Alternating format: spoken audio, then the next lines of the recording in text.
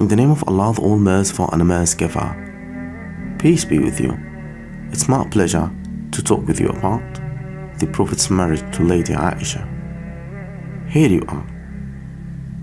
With regard to the Prophet's marriage to Lady Aisha, we say that there is a differentiation between the marriage contract and the consummation of marriage. The Prophet signed the marriage contract, but in fact, the marriage was never consummated until after she had reached maturity and rationality. Moreover, hypocrites and polytheists have been known to abuse and slander the Prophet. They even claimed that he was a poet, a liar, a magician, and the author of the Quran, but they never blamed him for marrying a young girl. Do you know why? Because it was the customs and tradition of the Arabian Peninsula at that time.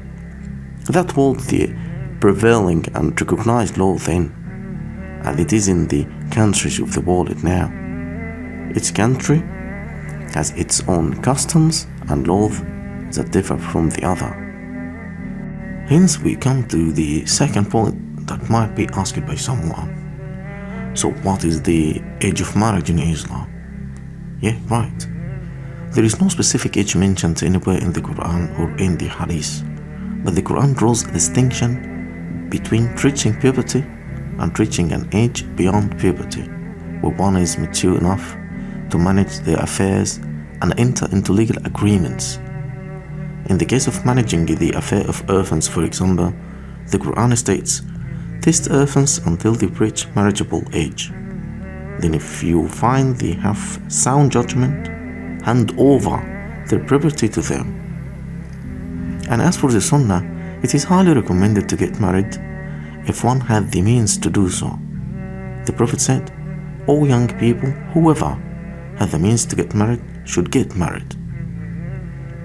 To sum it up, the minimum criteria in Islam for those entering into marriage is that they shouldn't only have reached puberty, but have the comprehensive maturity to understand the rights and responsibilities in marriage and be able to fulfill them.